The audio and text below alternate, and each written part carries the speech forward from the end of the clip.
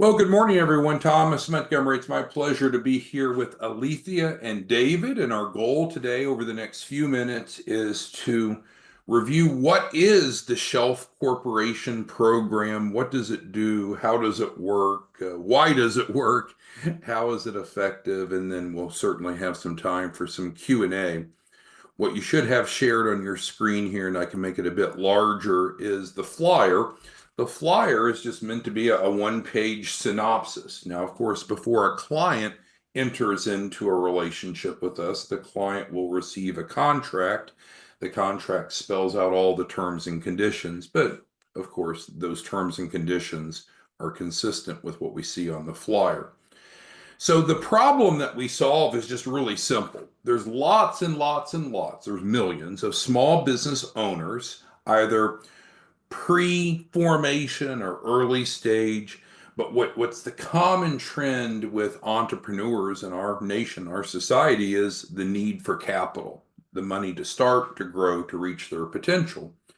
So those of us that put together our model, we all used to work for the SBA, and so we used to be essentially government employees providing technical advisory services. So we would help people build their business plans and financial projections and this and that, and that obviously is a very effective way to prepare an entrepreneur to have a fundable business. However, after doing that for a while, we decided to leave. We formed a 501(c)(3, was able to secure some grant funding, continue to do much of the same. But what we realized is we probably needed a more rapid approach, a simpler approach to get to that same goal. So the goal, I know the client would argue the goal is to get funding.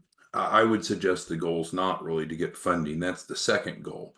The first goal is, do we have a fundable business? Because it doesn't matter how badly we want or need money, we have to have a fundable business. Simply stated, the three C's, just like we all learned in school: credit, collateral, and capacity, although there's some other elements. So in brief, we put together the Shelf Corp model to be able to provide to clients a ready to go to funding business. Now, you might say, well, what if they already have a business? Well, if it's already to go, if it's ready already to go to funding, in other words, it's fundable, quote unquote, then they wouldn't need the Shelf Corp. But that is rarely the case. Many people have businesses or some elements of fundability, but it's very rare that they have everything. So this doesn't cause them to have to shut down their other business or make any changes. It just provides essentially add water and stir type of approach to having a fundable business. So the flyer goes into a lot more detail, but the bottom line is we're providing a scope of deliverables that are guaranteed, they're in writing, that are part of the contract to be able to have a fundable business. So I'm going to focus on that for a couple minutes, then we'll open it for Q&A. So what did we put in the, let's imagine that you and I are in the kitchen and we're baking a cake, right? So we need the ingredients to make the cake, but we realize we're dealing with busy professionals, so we're not going to worry about anything that is not immediately relevant. We're just going to drill into what does it take to have a fundable business? What does it take to make that chocolate cake? So we know that we need to have a business entity to get business funding, right? We can't just say, oh, I want $1 million loan, just put it under my social security number as an individual. That's called a consumer loan. That's not what we do. We do business funding. So part of the Shelf Corporation includes a business entity that's obviously in good standing. That includes the EIN. Now, this is an interesting point here. When it's a Shelf Corporation, it's like going into the grocery store and saying, either I'm going to buy the ingredients to bake a cake, or I'm going to go over to the bakery and buy a cake that's already made. This cake is already made. So if you don't like the fact that it's a chocolate cake with chocolate icing, then you probably shouldn't buy that cake. We could go get the mix and the icing and make it from scratch. So we have to make some sort of educated decision of, okay, with these Shelf Corps, there has to be some industry code.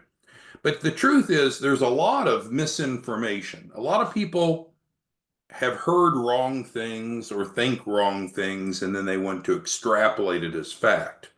So the fact is, every industry is going to have a code.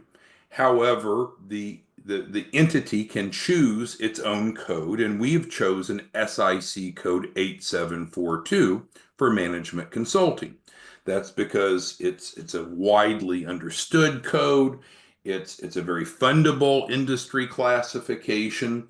And frankly, it always works. I don't think that you could give me any example and say, well, I don't want to do that, but I want to do X. Well, whatever X or Y or Z is, couldn't you have a division of your business where you're consulting with others? Well, of course, of course. So some people think, oh, if it's under SIC code 8742 and then I go borrow money for real estate, I'm lying. That's fraud. Well, no, you could also have a consulting division and do other things. There's actually no laws or regulations that say that even though you are a given industry code, that it restricts what you do. So don't worry about that. So, of course, the purchaser is the 100% owner. We have a business plan that we provide to them. We provide a unique commercial address, which is incredibly important. That's a big reason why a lot of small businesses don't get funded, is because they're using a residential address or a post office box or some sort of shared virtual address. So we provide that as well as the mail forwarding. Provide the website, branded email, and cover the hosting fees, of course. Business financials. And this is another area that we commonly see entrepreneurs are missing. A lot of times they're really a master at their craft, but when it comes to financial aspects, many entrepreneurs are not that savvy. So we include a balance sheet. And on that balance sheet, it's really important to understand that we're providing the collateral. And that's such an important point. It's actually the next bullet as well. So literally, we're providing $100,000 of collateral because collateral is important for getting business funding.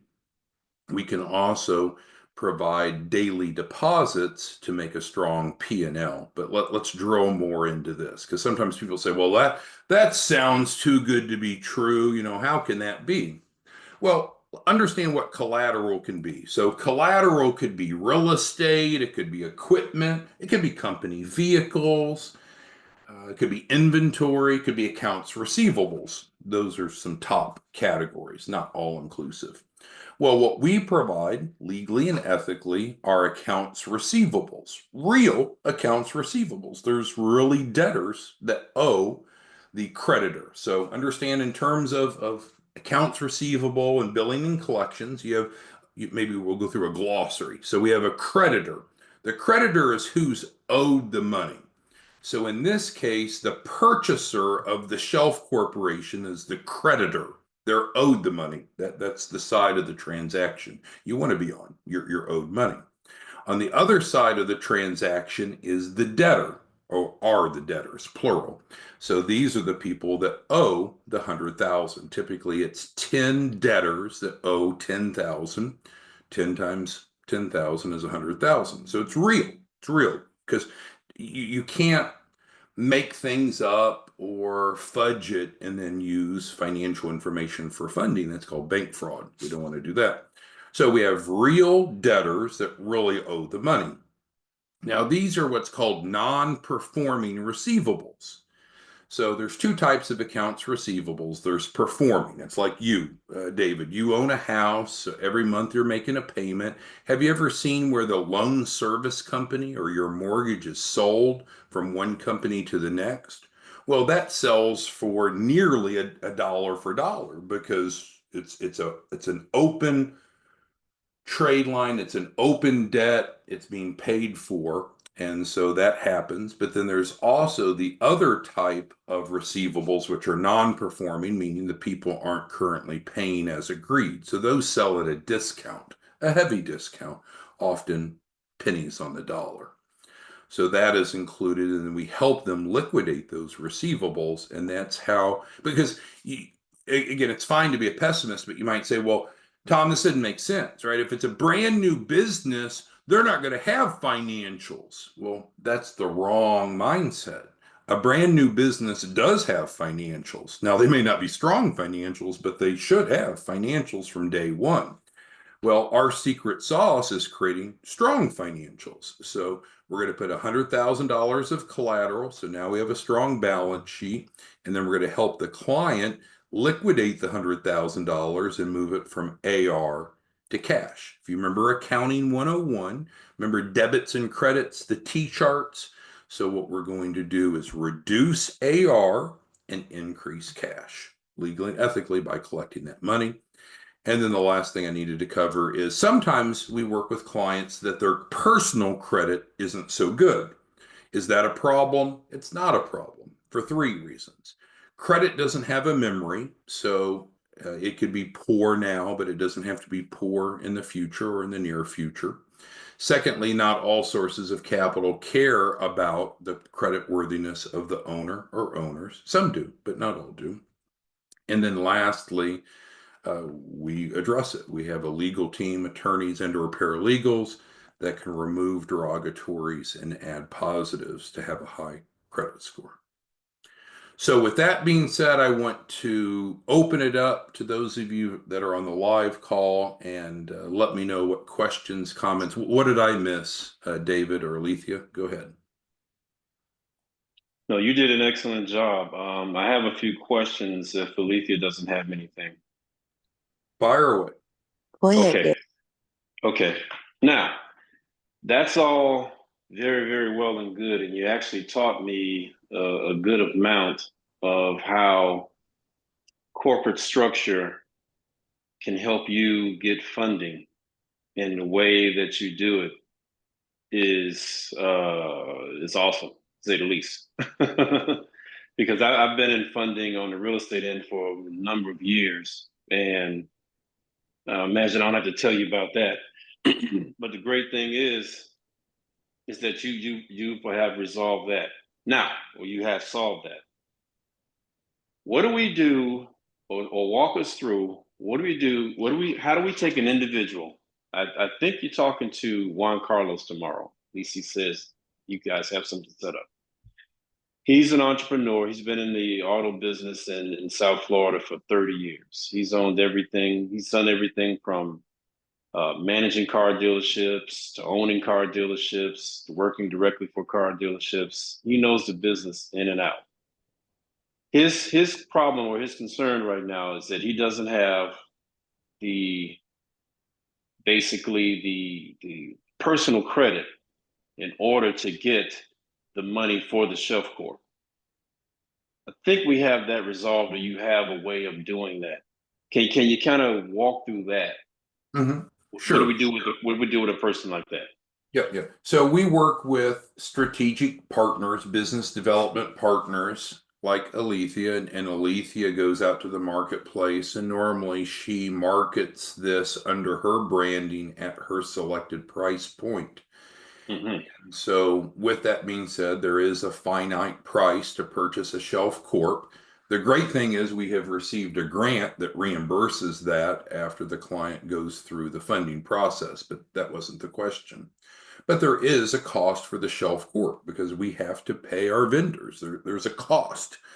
Every once in a while, not in your case, David, but every once in a while we'll talk with someone and they entirely they lack any basis of financial literacy, so they can only think of terms of everything's full profit. They forget that there's a cost of goods sold, or which is called COGS, or a cost of service sold, which is cost. So there's cost for us to do this. So with that, the client can work with Alethea. They can put a down payment, and they would work that out, and then we can set up financing for the rest. In the context of your question, what I think that you're asking is, well, what if they put the down payment, but then they're not able to get financing for the rest? Well, that's correct. A good point. Well, we can be creative. So we've already covered what the deliverables are. And again, this is just the flyer. There's a contract that they get that restates this, of course, but this is the flyer. And so one of the bullets, one of the deliverables is free credit improvement. So typically what we've done, and I don't know about this Juan's specifics, so I wouldn't feel comfortable talking about him specifically, but in general, if we have a client that pays the down payment to Alethea, but then we're not able to get financing for the balance, what we would say is, okay, well, we're going to have to hold off on the rest of the deliverables, but let's go ahead and move forward with this deliverable because with this deliverable could allow us to then accomplish the financing for the balance owed for the shelf. Now, again, there's cost for us, and so we have to pay the law firm to provide this service. So what would happen is they would work with Alethea, they would make an additional payment, but it would go towards the shelf. So it's not a greater cost, it's just an incremental greater down payment, if you will. And then that would allow us to provide this service so then they can qualify for financing. Alternatively, David, we have a lot of folks that'll bring a co-signer in, a boyfriend, a girlfriend, a mom, a dad, aunt. I would say probably a third of the time that when we see people that do not have the credit worthiness to pay for the shelf, that they'll bring in a co-signer. And then the other alternative is they just pay in cash, right? They could just work with Alethea and maybe there's a cash discount price, maybe not, but they could just pay in cash. So those are the three workarounds. Okay, sounds good. Steve is calling me, guys. What do you want me to tell him? You want me to tell him to jump on or? I mean, we're about to wrap up here, so we can certainly Okay. keep the recording. But what are other questions? Oh, one question I wanted to address even before you brought it up is this, and I'll respond to it rather creatively. Okay. I think it's important to judge someone by their role. So, what if I confided in the two of you, David, Alethea? I'm a murderer. I'm a murderer. You'd immediately say, well, that's bad. But I'd say, well, no, I volunteer with the Ukrainian army. And so I go out and I murder Russians. Then you'd be like, oh, well, okay, then. Then that's fine. That I thought you killed someone that had value, right? So, Right. so in our world, this is money. And when we talk about the 100,000, this is not made up. If we made it up, that would be illegal. And we're not going to do anything that's illegal. So there's creditors and debtors, which we talked about, and there's winners and losers. So let's say that Joe bought a Shelf Corporation. We're going to deliver to Joe 100,000 of receivables, and then we're going to help him liquidate those receivables and turn that into cash. Well, Joe's the winner, right? Because Joe is getting $100,000 or up to 100,000. We probably won't collect dollar for dollar. Normally we'll collect 82, 83% of it. But regardless, we're going to go collect from the debtors because we're licensed and bonded to do so. So Joe's the winner, but you could argue the debtors are the losers. Now, we're not taking advantage. They had either a mortgage they didn't pay, or a car loan they didn't pay, or a credit card, or professional. There's some contract they had that they didn't pay. They owe it. We're not being mean to people, but they have a debt. They're the debtor. Right. So what happens is an active part of our business is collecting debt to benefit our clients. That's the premise here. And this is a very important part of the model because without collateral, we don't get loans. And if we don't have deposits going into our business bank account, which could come from just making sales in general, but the liquidation of the collateral is a legal and ethical way to kind of masquerade to the lender that the business is operating profitably already. So, with that being said, not everyone loves us, right? The creditors love us because we're getting them money, but the debtors hate us because we're collecting money from them, right? They didn't pay Right. their mortgage, they didn't pay their car loan, they didn't pay their credit card, their professional service contract, whatever they didn't pay. So, anytime you're dealing with someone, frankly, in the debt collection space, you're not going to be popular. So again, let's look at the numbers. So if Joe buys a Shelf Corporation, he's a winner. He'll love us. There's 10 debtors that owe Joe the 100,000. they're going to hate us. So we're outnumbered, right? We'll never be able to win the popularity contest because we're going to have 10 haters for every one winner because we're dealing with debt portfolios. Now, if Correct. you need further validation, you can look online. There are for-profit companies like Encore Capital out of California, I believe, publicly traded, multi-billion dollar industry, and that's what they do. They buy and sell debt portfolios and collect the money. So it's not like we're the only person in this game or only business in this game. But no, we won't have a popular perception because we're outnumbered. For every winner we have 10 losers. Does that make sense? Right. That makes perfect sense. Yes, sir. But people, like the murder analogy, and I have never killed anyone, nor do I volunteer for the Ukraine army. But that's a great example. You've got to look in context. So, you've got a bad reputation. That must be your bad. Well, does it? Let's dig in. How would we determine if we do what we promise to do? Do we have written contracts? Yes, 100% of the time. Well, kind of hard to be a scammer if you have written contracts. Furthermore, if we did something that's illegal, then the criminal justice system wouldn't like that. But of course, we don't do anything that's illegal. If we did anything that's civilly wrong, the Federal Trade Commission wouldn't like it. Well, you know what? We actually went through a Federal Trade Commission audit, had no fines, no wrongdoings, no requested changes, and it was a massive audit. So the great news is we actually have met the highest level of scrutiny that we are a legal and ethical business. And then lastly, all of our contracts have an arbitration provision. With that arbitration provision, clients say if they're not 100% satisfied with our deliverables, if we've not done what we promised, they agree to use arbitration. So that's an affordable, easy way to resolve problems. David, if I ask you how many times we have been called into arbitration, what would be your guess? Knowing that we develop thousands of new clients every month, high volume, how many arbitration cases do you think we've been involved in, David?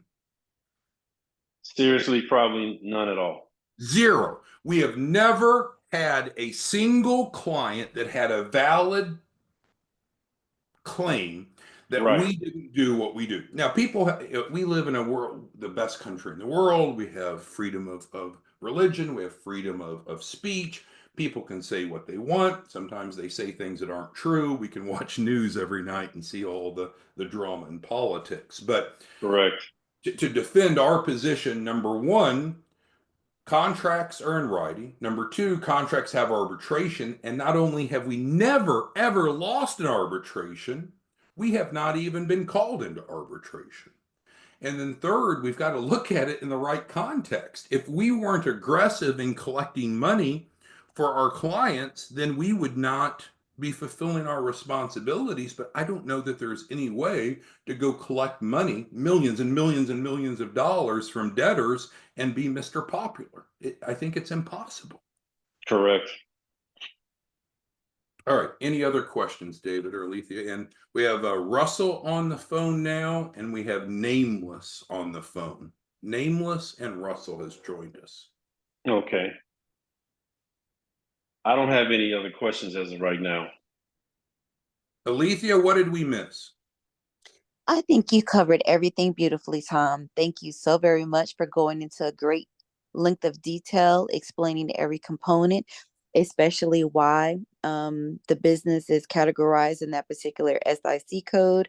And in addition to that, you've provided just information overall to the need of why the Shelf Corporation works for the fundable, being able to get the money. You also address the issues dealing with if someone had credit challenges and what we could do, for that individual. Could you also speak to maybe the timeline that the legal team provides for those individuals that may have those credit challenges that you were speaking of? Absolutely. Yes. So, one of the issues that came up with the Federal Trade Commission is they alleged that we perform credit repair services. And our response was no. we don't perform credit repair services. And that was a bit shocking. And understand, when you're working with the FTC, you're working with attorneys, very competent, professional, ethical, but very aggressive attorneys. They're not your friend. So they allege, hey, you guys are doing credit repair, which isn't illegal in its own right, but that was the first premise. And we said, no, no, we don't do credit repair. We work with a legal team of attorneys and paralegals, and what we do is we do remove derogatory items, but we don't do credit repair. So you could I know it's a bit semantics, but you could argue we do repair credit, but we don't do credit repair. So we can remove negative and add positive trade lines. So that wasn't your question. Your question was timeline. So because of our approach, it's much different than what most people are used to. Most people that think of credit repair, which is not what we do, they think of dispute, dispute, dispute, often 30-day cycles that could take very long. Instead, we work with our attorneys and or paralegals. We draft legal documents following the Fair Credit Reporting Act, but there are certain provisions that actually legally require the bureaus to remove the derogatories in 4 days, FOUR, 4 days. Part of the teeth, the success, the teeth that allows us to be successful is we don't do traditional disputes, number one. Number two, we use a legal model. And then number three is when you're leveraging the laws, if you're actually using a legal model, you can actually threaten to and even file suit against the bureaus if they violate the laws that regulate credit. So a lot of times I'll have people that come to me and say, oh, I already have my credit being worked on. Everything's fine. And so the first thing I'd ask is, well, great. When's it going to be finished? And they're like, well, I don't know, which is similar to your question. And then the second I would say is, well, are they using a legal model or just kind of traditional credit repair? I don't know. And then I ask, well, have you even looked at the credit report of the person that sold you that credit repair service? Because my experience, and I'm not here bashing competition, but my experience is a lot of people that do credit repair have shitty credit. And it's like, well, isn't that ironic? But here's the one question that you can quickly, I believe, discern if the credit resource is valuable or credible or not, is to ask them who the tortfeasor is. Ask them, hey, by the way, Joe, thanks for working on my credit. I was just wondering, who is the tortfeasor? And I suspect not only can they not give you an answer, I suspect they don't even know what that means, which quickly helps you understand they're not using the legal model, they're using the dispute model. You don't really need to hire someone to do the dispute model. All three of the bureaus now allow you to log on to TransUnion, Experian, and Equifax and file disputes yourself. But in summary, the answer to your question is we're looking at normally 4 days. So it's not immediate.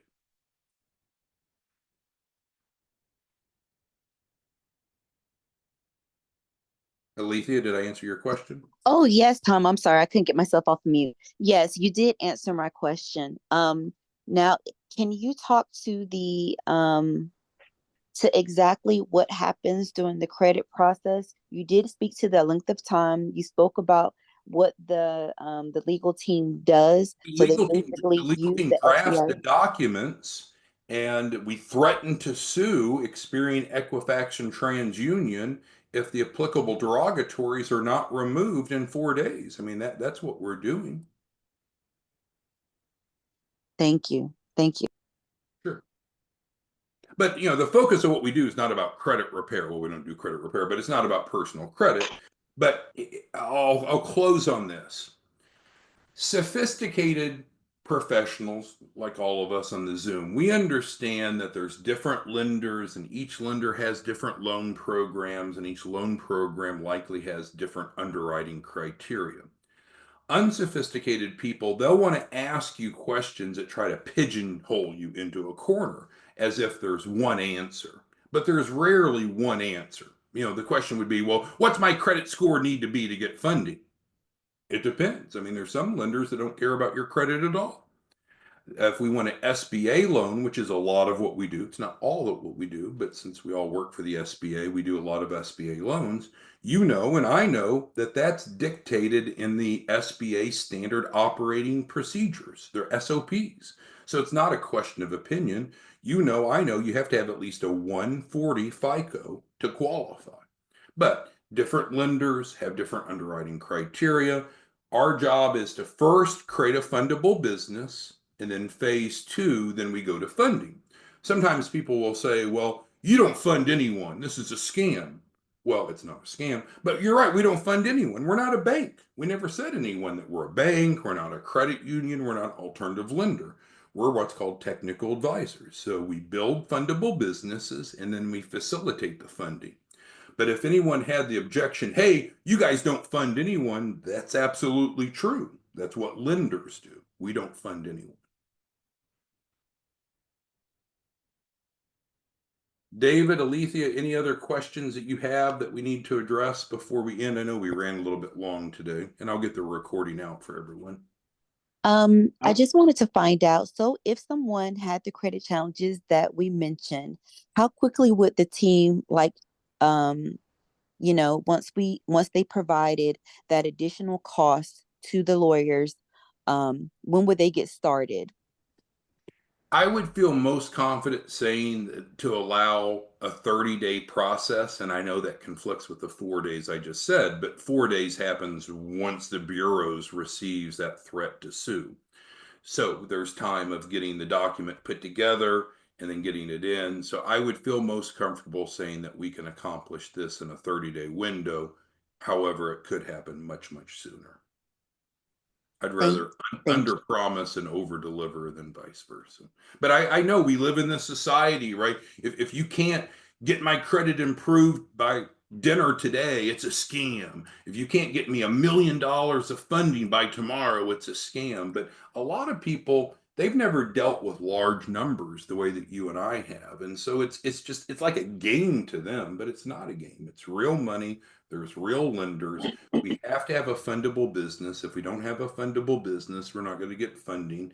So the first phase, the first process is to get a fundable business. Then we need to match to the right type of lender based upon the borrower's mitigating circumstances. And then at that point, we can go to funding. And what time frame does it take to go to funding, Tom? So the timeline we have with the Shelf Corporation is very specific, and it's stated in our marketing, stated on this flyer, stated in the agreement. So we ask for 7 days, 1 week to get the business over into the client's name. And then theoretically, we're ready to apply for funding on day 8, because if this is 7 days, then we need the subsequent day. Now, could there be variables that impact that? Well, sure. Just like we said, if the client has shitty credit, then what do we need to do? We either need to improve the credit, or which is fine, free, or we need to bring in a credit pledge co-signer, or we need to pivot away from any lenders that use personal credit as part of the underwriting. But again, this is just, I think anytime you have someone that comes to you with a bunch of objections, I would step back and say, okay, tell me what you're looking at now. How much funding are you looking for? And what is your game plan to get that? Because you may have a better plan. Our plan's not perfect. We need 7 days. If that's too slow, then go with plan B or plan A in that case. If you got shitty credit, yeah, we need a little bit of time to clean that up. It's free, but it's not immediate. So I think one of the best ways to overcome people that are negative is say, hey, what's your alternative? Have you put together a spreadsheet comparing where else you can get all of this for free? Have you found some other resources to get all of this free?